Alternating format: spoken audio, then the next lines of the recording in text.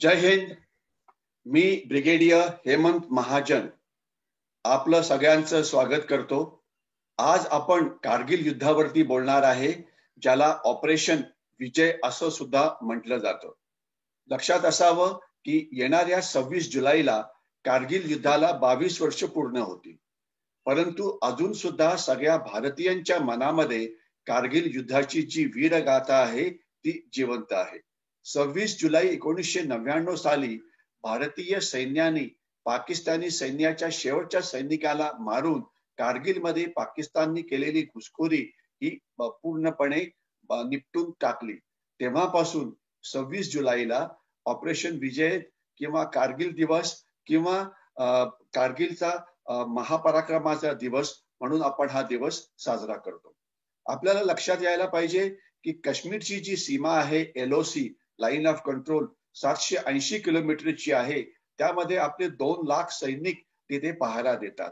परंतु कारगिल, ज्याची सीमा LOC पेक्षा पुष्कळ जास्त आहे, तिथे केवळ एक ब्रिगेड म्हणजे फक्त 5000 सैनिक होते. तर पाकिस्तानने केलं काय? 1999 साली त्यांनी भारताच्या अशा हाय अल्टिट्यूडच्या भागामध्ये, अतिउंच भागामध्ये, जिथे भारतीय सैनिक तैनात नव्हते किंवा बर्फ पडल्यामुळे भारतीय सैनिक परत आले होते, तिथल्या पहाडीवरती त्यांनी आपल्या सैनिकांना तैनात केलं घुसखोरी करून. लक्षात असावं की कारगिल आणि लेहचा हा जो भाग आहे, हा 13,000 ते 18,000 फूट एवढा उंच आहे. याच्याशिवाय जे तिथे 6 महिने हे बर्फ पडतं. अशा बर्फामध्ये टेम्परेचर जे आपलं असतं ते -40 डिग्री सेंटीग्रेड एवढं होतं. पडणारा बर्फ हा 6 फूट, 8 फूट, 10 फूट एवढा असतो. तर त्यामुळे तिथे असलेल्या सैनिकांना अतिशय वेगवेगळ्या डिफिकल्टीजना तोंड द्यावं लागतं. त्याच्यामध्ये वातावरण किंवा थंड वातावरण हे एक अतिशय महत्वाचं आहे. आणि ड्युटी ऑनर करेज म्हणजे भारतीय सैन्याचं जे ब्रीदवाक्य आहे, कर्तव्यमान साहस, आणि भारतीय सैन्य हे देशांच्या सीमेचं रक्षण करण्याकरता नेहमीच सज्ज असतं. आणि आजचं जे आपलं प्रेझेंटेशन आहे ते भारतीय सैन्याच्या त्या 570 हून जास्त जवानांना आपण सादर समर्पण करतो, ज्यांनी देशाचं रक्षण करताना आपल्या प्राणाचं बलिदान दिलं. लक्षात असावं की भारत आणि पाकिस्तानमध्ये अनेक युद्ध लढली गेली. 1947चं युद्ध, 1965चं युद्ध, 1971चं युद्ध आणि 99चं युद्ध हे कारगिल वॉर हे पाकिस्तान बरोबर लढलेलं शेवटचं युद्ध होतं. याच्याशिवाय चीनशी आपण 1962 मध्ये लढाई लढलेलो आहे. याच्याशिवाय भारतीय सैन्याने श्रीलंकेमध्ये ऑपरेशन कारगिलमध्ये हिस्सा घेतलेला आहे. याच्याशिवाय भारतीय सैन्याने हैदराबाद मुक्ती संग्रामात भाग घेतला आहे. गोवा लिबरेशन भारतीय सैन्यामुळे झालं. ऑपरेशन सियाचन किंवा ज्याला ऑपरेशन मेघदूत म्हटलं होतं, तिथे भारतीय सैन्य काम करतं. पंजाबमध्ये ज्यावेळेस दहशतवाद होता त्यावेळेला ऑपरेशन ब्लू स्टार असो की ऑपरेशन वुडरोज असो की ऑपरेशन रक्षक असो, त्यामध्ये भारतीय सैन्याने भाग घेतलेला आहे. याच्याशिवाय भारतीय सैन्य ऑपरेशन पराक्रम मध्ये पाकिस्तानशी ऑलमोस्ट लढाई करण्याकरता गुंतलेलं होतं. ज्या वेळेला हे युद्ध झालं 1999 साली, त्यावेळेला भारताचे पंतप्रधान होते श्री अटल बिहारी वाजपेयी. अटल बिहारी वाजपेयींची एक अतिशय प्रसिद्ध कविता आहे, ती तुमच्या समोर तुम्हाला पडद्यावरती दिसते आहे. आपण ही वाचा.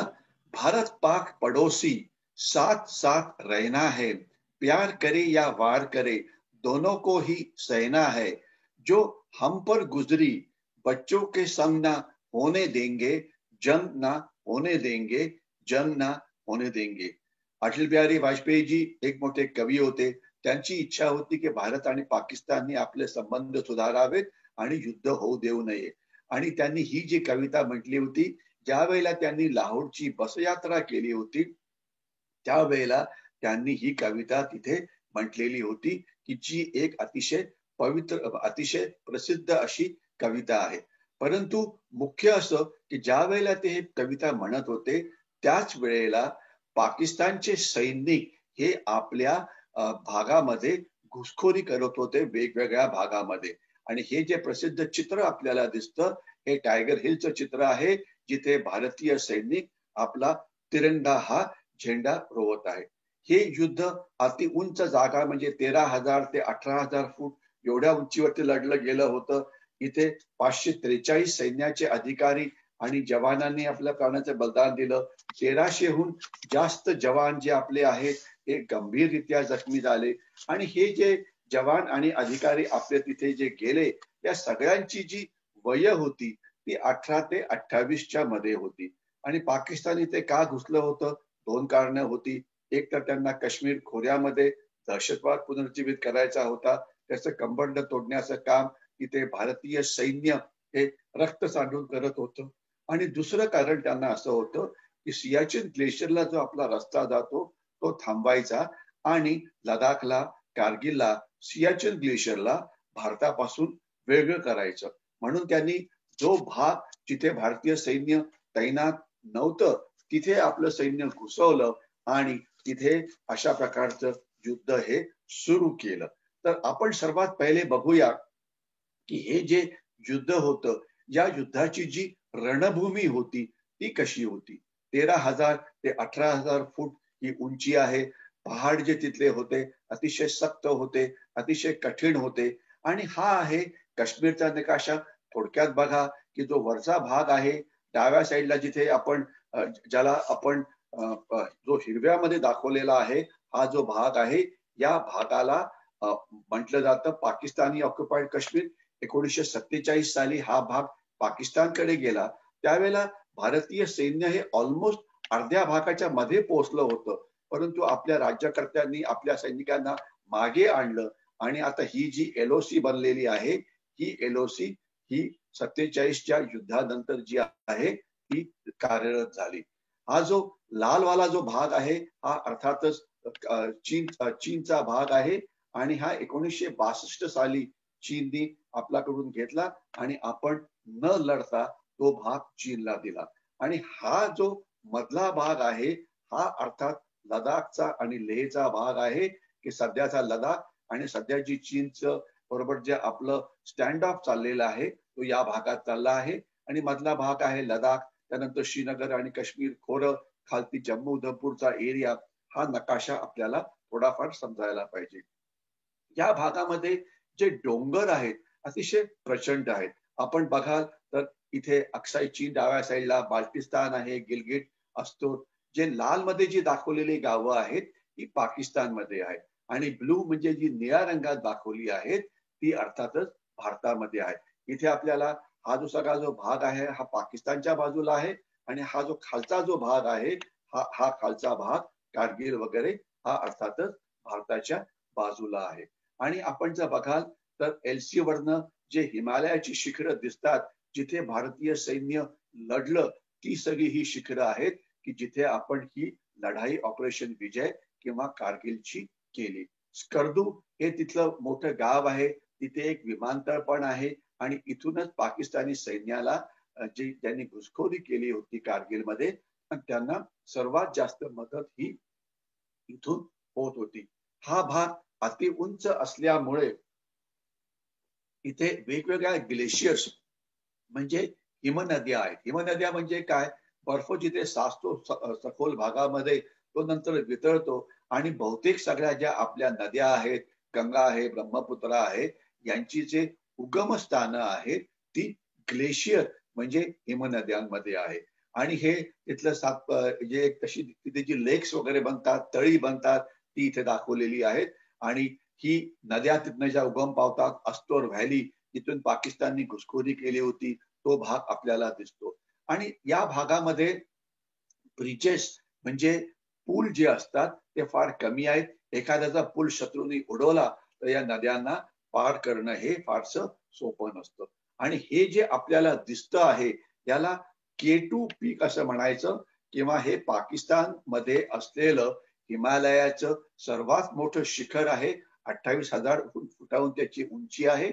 आणि जसं मी अनेक वेळा म्हटलं होतं की पाकिस्तानने 1971च्या लढाईनंतर जे ऑपरेशन काराकोरम सुरू केलं होतं त्याचं नाव या शिखरावरनं दिलं होतं. आणि ऑपरेशन काराकोरमचे 3 हिस्से होते. काराकोरम 1 म्हणजे खालिस्तान, काराकोरम 2 म्हणजे काश्मीर आणि काराकोरम 3 म्हणजे बाकीच्या भागात दहशतवाद पसरवणं. मस्को व्हॅली जिथून पाकिस्तानी सैन्य आत आलं होतं ती आपल्याला दिसते. 0.4875 वगैरे हे आपल्याला इथून दिसत आहेत. तसं म्हटलं तर या प्रत्येक स्लाइड वर्षी बोलण्याकरता खूप वेळ जाईल. परंतु मला हे प्रेझेंटेशन 30-40 मिनिटांमध्ये संपवायचं आहे. याच्याकरता मी आपल्याला फक्त काही महत्वाची जी माहिती आहे ती देऊ इच्छितो. सियाचीन ग्लेशियर जे आहे, सियाचीन ग्लेशियर वरती भारतीय सैन्य तैनात आहे आणि तिथे आपण पाकिस्तानला कसं रगडून ठेवलेलं आहे याच्याविषयी आपल्याला माहिती आहे आणि ही जगाची असलेली सर्वात उंच अशी रणभूमी आहे. आता पाकिस्तान ज्या भागात जिथे घुसखोरी झाली तिथे जी LOC आहे किंवा LC आहे ती इथे आहे. ही बघा ही LC आहे, ही आपल्याला इथून दिसते आहे आणि याच्या वरती जे आहे ते पाकिस्तान आहे आणि याच्या खालती जे आहे ते अर्थातच हिंदुस्थान किंवा भारत आहे. आणि भारताचा जो सर्वात महत्वाचा रस्ता आहे त्याला नॅशनल हायवे 1 अल्फा म्हणतात. तो आपल्याला इथे दिसू शकतो. हा श्रीनगर पासून तर द्रास पासून, काक्सर पासून, कारगिल पासून हा नंतर पुढे लेहला जातो. हा त्या भागातला सर्वात मोठा हिस्सा आहे आणि चोर बटला ही जी जागा आहे याच भागामध्ये माझी जी बटालियन आहे 7 मराठा लाईट इन्फंट्री ती या भागामध्ये चोर बटलामध्ये तैनात होती. मी पटकन पुढे जातो. पाकिस्तानचं मुख्य उद्देश काय होता की त्यांना काय करायचं होतं. तर आपण थोडक्यात बघू की पाकिस्तानने हे युद्ध सुरू का केलं. भारतीय सैन्याने नंतर आपलं रक्त सांडून हे सगळं कसं परत घेतलं आणि मुख्य सध्याची परिस्थिती काय आहे आणि याच्या पुढे येणाऱ्या दिवसामध्ये पाकिस्तान कसा वागेल या सगळ्यांवरती आपण लक्ष आपलं ते केंद्रित करू. या भागामध्ये ढग खूप खालती येतात. अति थंड जाग असतो. इथल्या ज्या हाईट्स असतात त्या 9,000 फुटापासून तर 18,000 फुटापर्यंत. हे टायगर हिल ज्या वेळेला तिथे बर्फ पडत नव्हता त्यावेळेचं हे चित्र बघा की कसं निर्मनुष्य भाग आहे. इथे झाडं अजिबात नाही, ऑक्सिजनची कमी असते वगैरे वगैरे. इथली जी डोंगर आहेत अतिशय रगेड आहेत, माउंटनस आहेत. इथे अजिबात कुठल्याही प्रकारचं कव्हर मिळत नाही. इथे झाडं उगवत नाहीत. इथे ऑक्सिजनची कमी असते आणि या भागात जर लढायचं असेल तर आपल्याला अर्थातच अक्लेमेटायझेशन म्हणजे अति उंच जागावरती लढाई करण्याचा अभ्यास हा जवळजवळ 21 दिवस हा करावा लागतो. इथल्या ज्या रिजलाईन्स आहेत म्हणजे ज्या त्याच्या सोंडा खालती येतात अतिशय कठीण आहे. इथून या ठिकाणी चढणं हे अतिशय कठीण असतं. आपल्याला लक्षात असावं की अशा प्रकारच्या या कड्यावरून भारतीय सैन्य तिथे चढलेलं होतं आणि इथे जास्त सैनिक हे वापरता येत नाही. इथे आपल्याला वेगवेगळ्या प्रकारची वाहतुकीची साधनं वापरावी लागतात.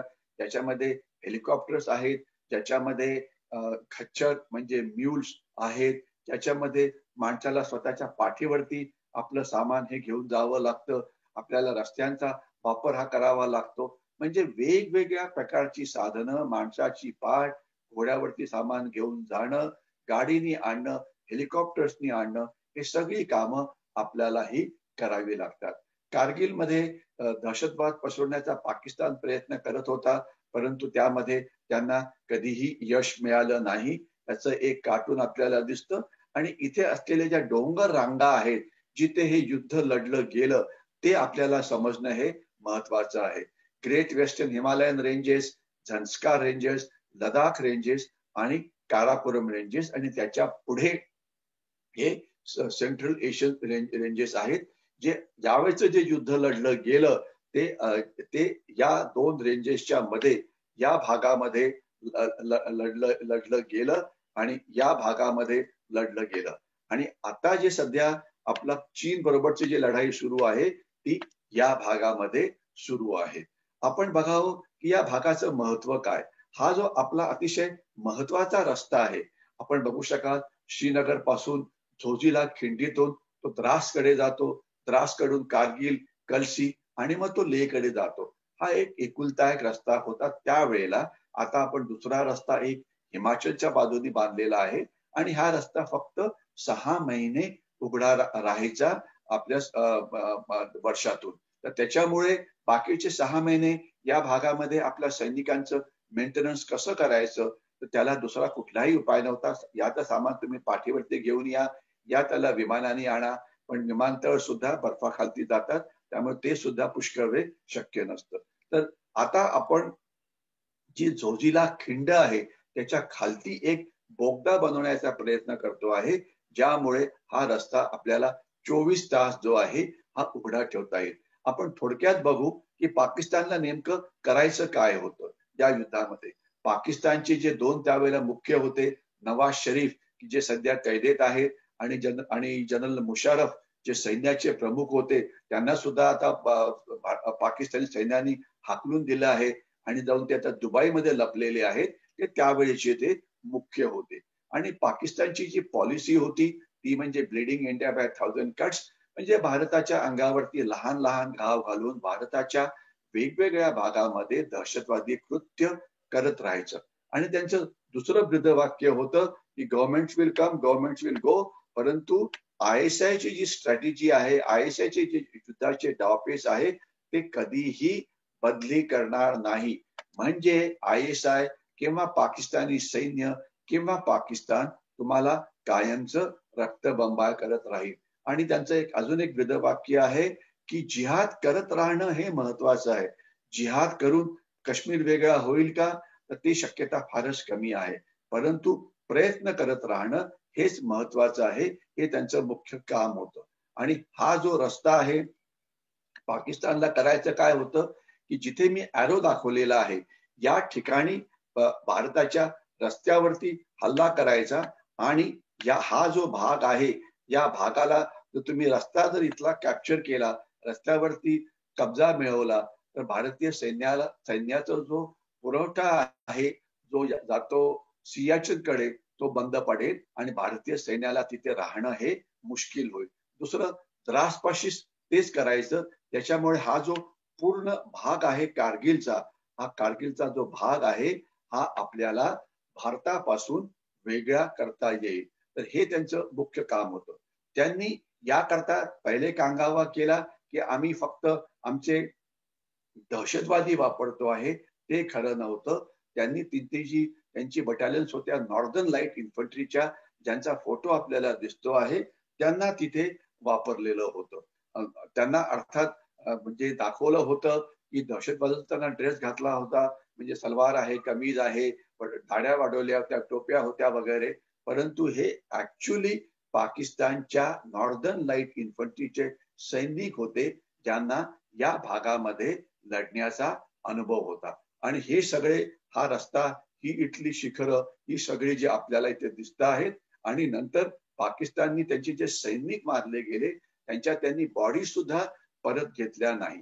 तर आता आपण थोडक्यात आपण बोलण्याचा प्रयत्न करू की पाकिस्ताननी नेमकं केलं काय. तर त्यांच्या ज्या स्पेशल सर्व्हिसेसच्या ज्या सर्वोत्कृष्ट तुकड्या होत्या, नॉर्दर्न लाईट इन्फंट्रीच्या ज्या तुकड्या होत्या, त्या 11 बटालियन्सना त्यांनी त्याचा वापर केला. त्यामध्ये त्यांनी स्नो स्कूटर्स वापरले, हेलिकॉप्टर्स वापरले, खच्चर वापरले, आणि चुपचापपणे ही जी घुसखोरी होती ती करायचा प्रयत्न केला.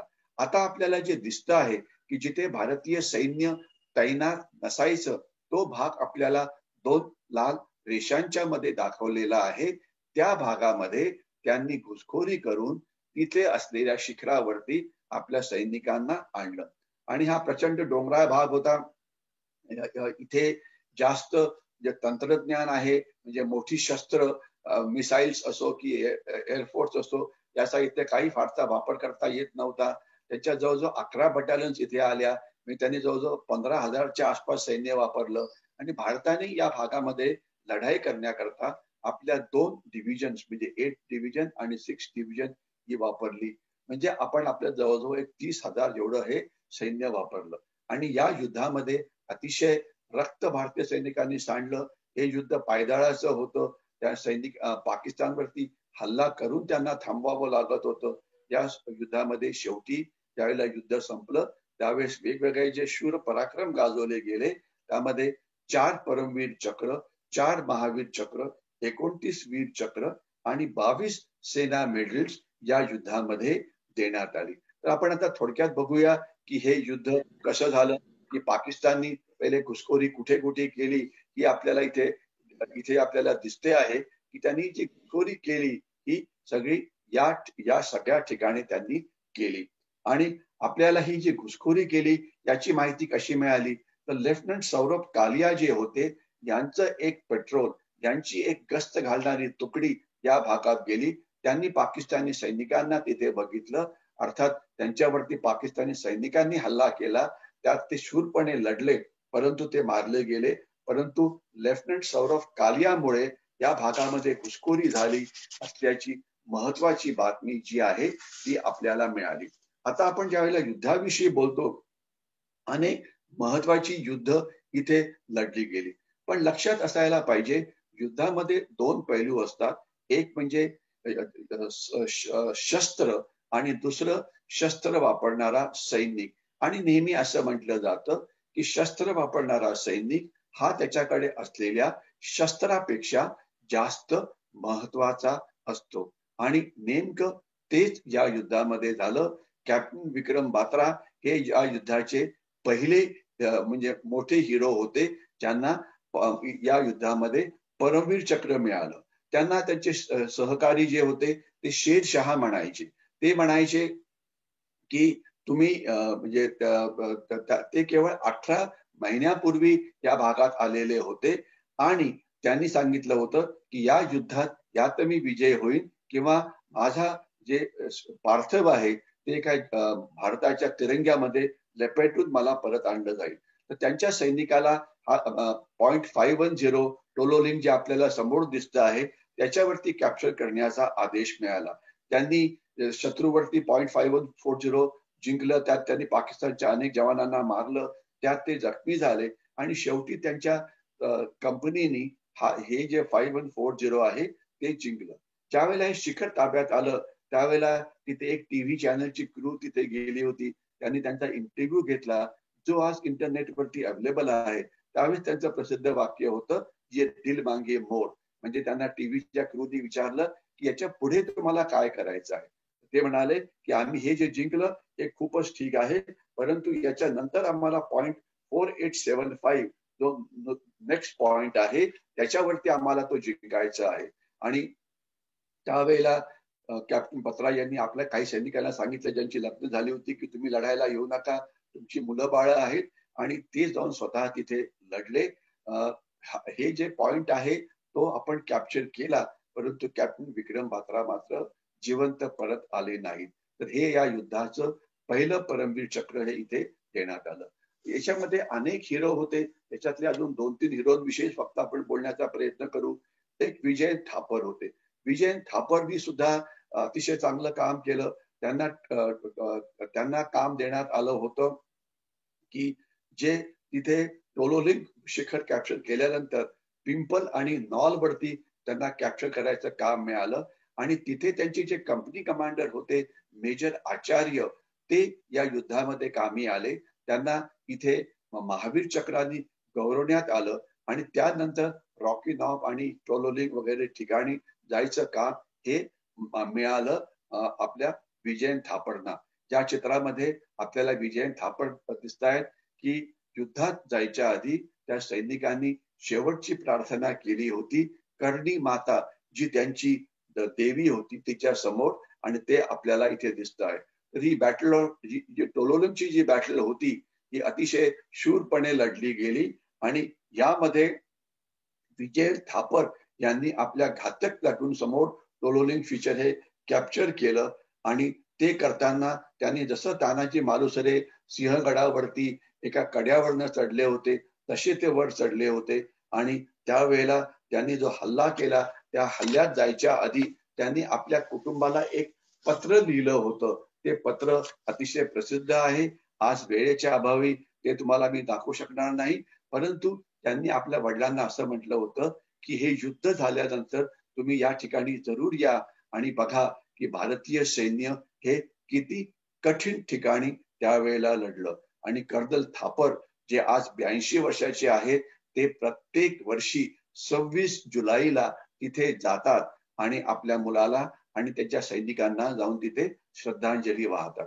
त्याच्यानंतर 18 ग्रेनेडर्स मधचं युद्ध झालं, टोलोलिक कॅप्चर झालं. त्याच्यामध्ये मनोज पांडे, कॅप्टन मनोज पांडे हे शहीद झाले होते. खालुबा रिजलाईन अतिशय महत्वाची होती. त्याच्यामध्ये कॅप्टन पांडे आणि त्यांच्या टीमने जाऊन तिथे हल्ला केला. त्यांनी त्या पोझिशनवरती पहिलं बंकर जिंकला, दुसरा जिंकला, तिसरा जिंकला.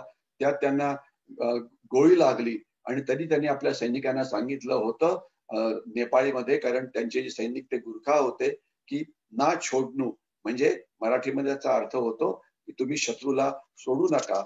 आणि शेवटी 24 वर्षाचे मनोज कुमार पांडे हे तिथे शहीद झाले.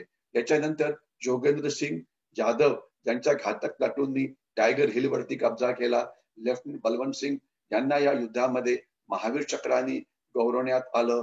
याच्यानंतर 13 जॅकरीफनी या भागामध्ये खूप काम केलं. योगेंद्र सिंग यादव यांनी टायगर हिल वरती कब्जा केला, तिथे तिरंगा जेवला, त्यांना या युद्धात परमवीर चक्र देण्यात आलं. आज सुदैवाने जे योगेंद्र सिंग यादव आहेत आज ते जिवंत आहेत.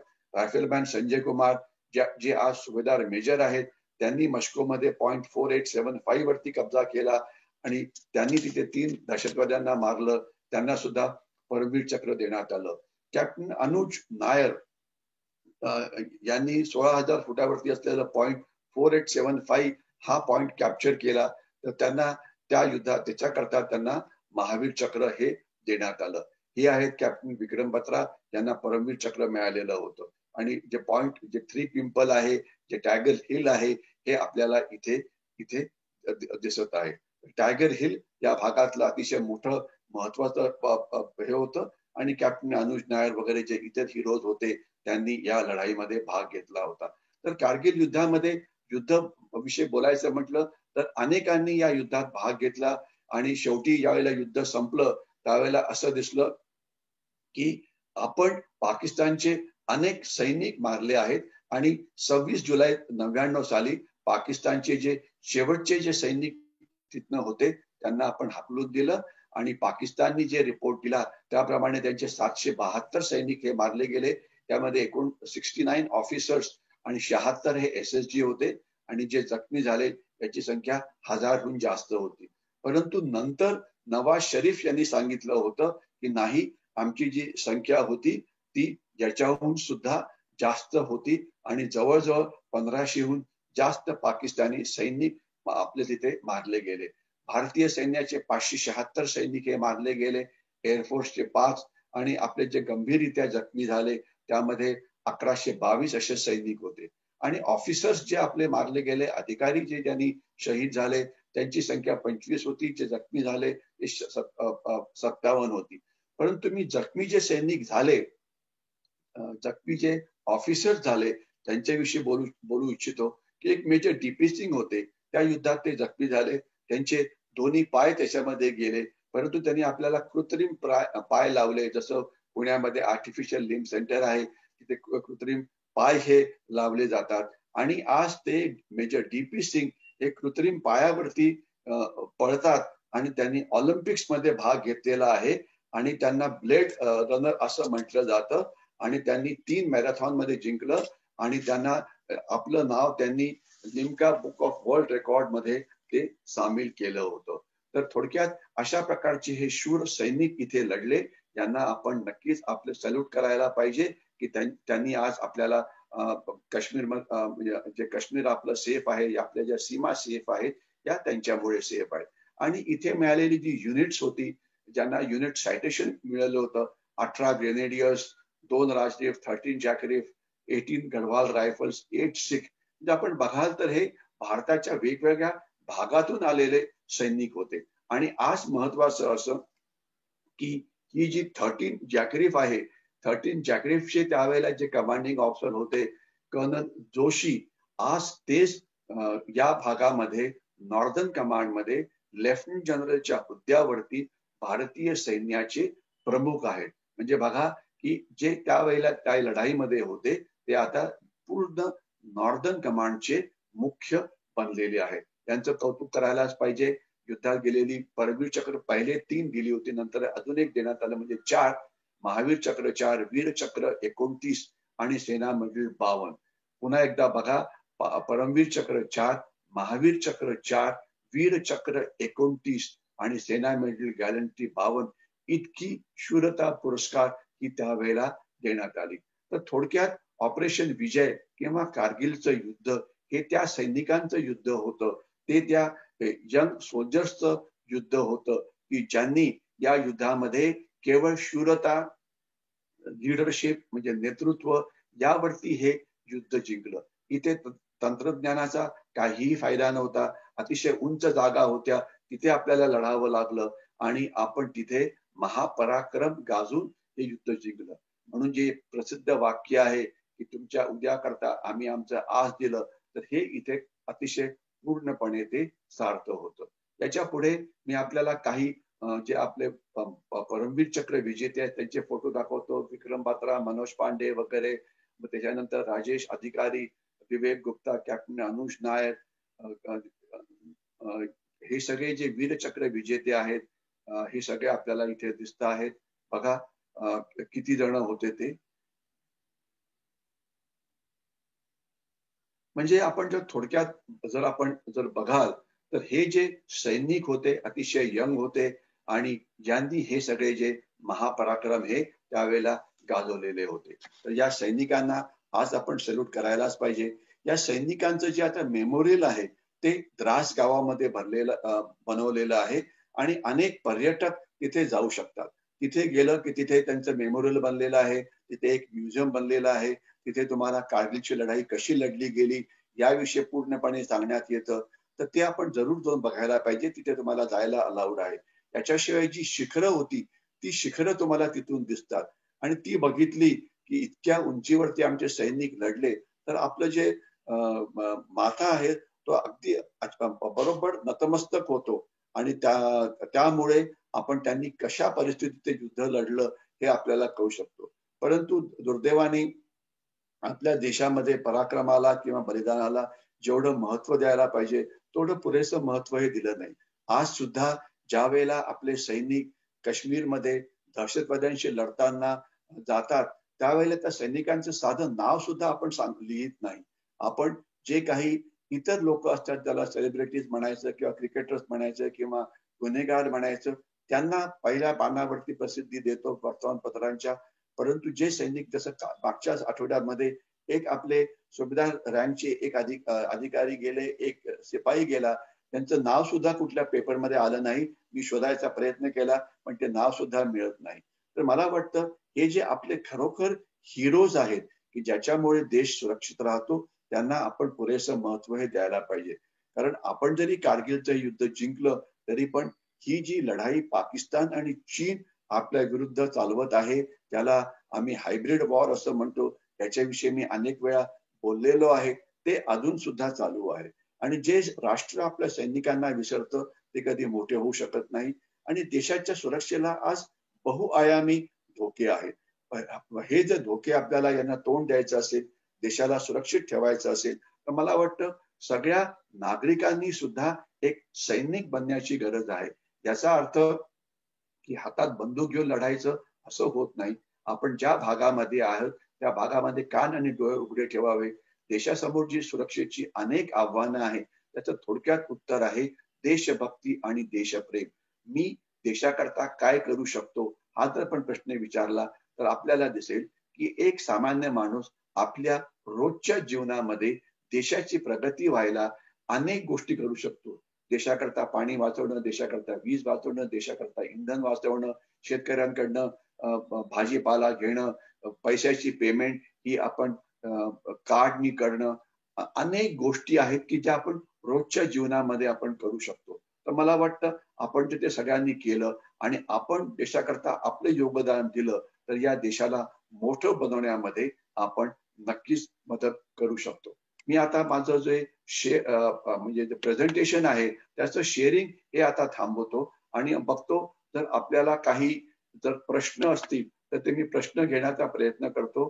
मला इथे काही चॅट बॉक्स मध्ये काही प्रश्न आहेत की नाही मी बघण्याचा प्रयत्न करतो. परंतु मला लगेच काही प्रश्न काही हे दिसत नाहीये. मी आपल्याला एवढं सांगेन की आपल्याला जर हे प्रेझेंटेशन आवडलं असेल तर हे जरूर जास्तीत जास्त लोकांच्या बरोबर शेअर करा आणि त्याला लाईक पण करा फेसबुक वरती आणि याचीच क्लिप मी थोड्या वेळामध्ये युट्यूब वरती सुद्धा टाकण्याचा प्रयत्न करीन, त्याला आपण आपल्या मित्रांकडे पाठवू शकतो. मी इथेच थांबतो. आजच्या प्रेझेंटेशनला पुन्हा एकदा या सगळ्या शूर सैनिकांना आपण वंदन करूया आणि थांबूया. जय हिंद.